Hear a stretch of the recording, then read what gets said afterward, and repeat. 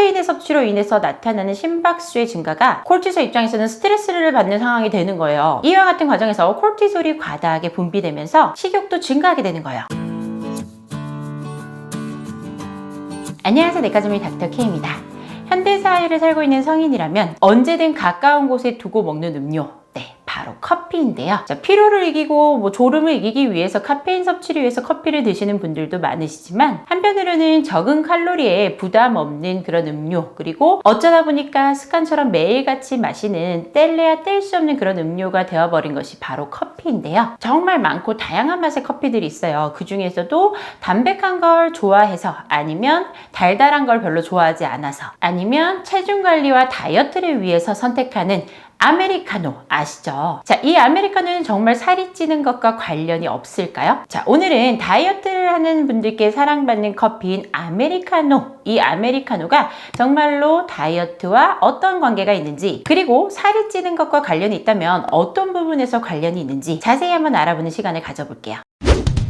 많은 분들께서 아시다시피 아메리카노에도 열량이 있어요. 한 잔에 한 10kcal 정도 생각하시면 되는데, 대략 같은 용량에서 아메리카노가 아닌 카페 라떼 같은 것은 150kcal 정도 되고, 거기에 캐러멜 마키아토나 모카 라떼 이런 것들은 또 250, 350, 거기다 크림까지 얹으면 400까지도 칼로리가 천차만별이라는 걸 알 수 있죠. 상대적으로는 이런 여러 가지 종류에 비해서 가장 낮은 칼로리를 갖고 있는 것이 아메리카노인데요. 예전에 에너지 드링크와 커피 영상 한번 만든 적이 있어요. 거기서 각각의 성분과 효능, 주의할 점에 대해서 한번 알아본 적이 있어요. 궁금하신 분들은 우측 상단 카드를 통해서 한번 확인해 보시면 좋을 것 같고요. 커피에는 다양한 특징이 존재하는 것도 사실이고 열량이 낮은 것도 사실이지만, 그렇다고 안심하고 마음껏 드시다 보면 오히려 살이 찔 수가 있습니다. 자, 우리가 커피를 많이 마시게 되면 그 속에 들어있는 카페인 성분이 우리의 심박수를 증가시키면서 불안과 긴장을 느끼게 하는데요. 이로 인해서 스트레스 호르몬인 콜티솔이 많이 분비되게 됩니다. 그러다 보면 신진대사의 균형이 무너져서 식욕 억제 호르몬인 렙틴의 작용을 방해받게 돼요. 그러다 보면 결과적으로는 식욕이 자극되어서 배가 고프지 않아도 계속 음식을 찾게 되는 거죠. 도대체 이 콜티솔과 렙틴이 무엇이길래 우리의 식욕을 자극하고 살을 찌게 만들까요? 먼저 콜티솔은 스테로이드 영상에서도 한번 제가 설명드린 적이 있어요. 스테로이드 영상 참고해 주시면 좋을 것 같고요.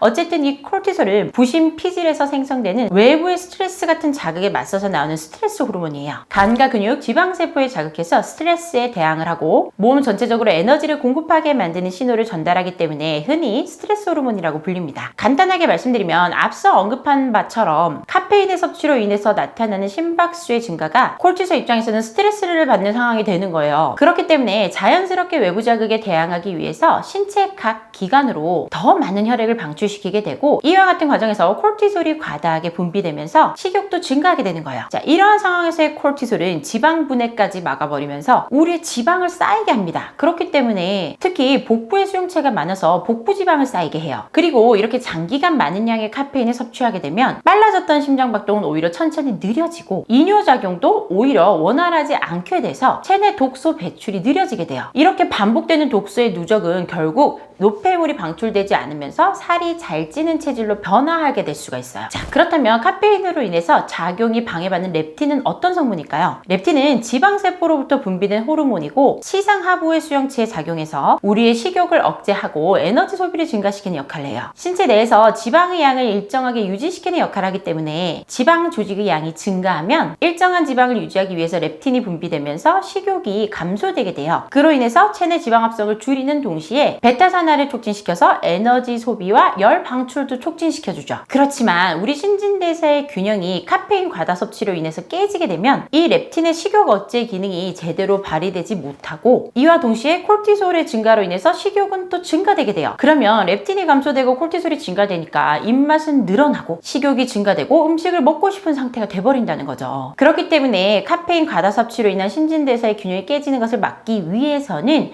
아무리 열량이 낮다 그래도 아메리카노를 무작정 많이 먹는 것은 다이어트를 방해한다는 얘기예요. 그래서 아메리카노는 항상 적정량을 마셔주셔야 하는데요. 그 적정량이 얼마냐면, 일반 컵, 우리가 이제 레귤러 사이즈 할 때 때 그 일반 컵을 기준으로 하루에 2잔 정도 생각하시면 되고 3잔 이상은 안 마시는 게 좋습니다. 대략적으로는 그런데요. 식약처에서 정한 1일 카페인 최대 섭취량은 성인 기준으로 400mg, 임산부는 300mg, 청소년은 체중 1kg당 2.5mg으로 우리가 카페에서 마시는 그 레귤러 사이즈 아메리카노 한 잔에 대략 130mg 정도의 카페인이 들어있기 때문에 앞서 말씀드린 대로 2잔에서 3잔 이상은 넘기지 않는 것이 좋아요. 조금 더 확실한 방법으로는 하루에 한 잔 커피 마시기예요. 한 잔의 커피는 카페인의 에너지 소비량은 증가시켜주면서 콜티솔까지 크게 활성시키지 않는 딱 그 범위 기준이 한 잔에서 한 잔 반이기 때문에 그 정도만 드시는 것이 사실 다이어트는 가장 적절합니다. 다행히도 국내 성인의 하루 평균 커피 섭취량은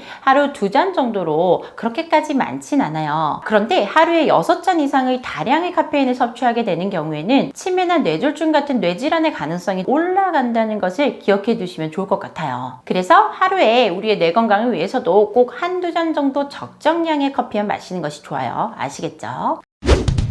자, 오늘은 이렇게 우리가 안심하고 마음껏 마시던 아메리카노가 오히려 우리의 지방 축적과 다이어트에는 방해가 될 수도 있다는 점을 한번 살펴봤어요. 사실 이제 너무 많은 양의 커피를 마시게 되면 카페인이 다량 섭취되는 것이기 때문에 우리 몸의 신진대사를 방해하게 돼서 이런 신경교란이라든가 호르몬 불균형이 발생하게 되는데요. 그렇지만 사실 다른 탄산이나 가당 음료에 비하면 아메리카노는 굉장히 칼로리도 낮고 다른 유해 물질이 많이 들어있지 않은 그런 좋은 음료 중에 하나라고 생각할 수 있죠. 그래서 내가 만약에 이제 커피를 워낙 좋아하는 사람이라면 차라리 한 잔 정도 샷으로 해놓고 거기에다가 물을 타서 양을 좀 많게 해서 조금씩 마시는 것도 나쁘지 않을 것 같아요. 오늘 내용이 마음에 드셨으면 구독과 좋아요, 알림 설정 부탁드릴게요. 감사합니다. 내과전문의 닥터 K였습니다.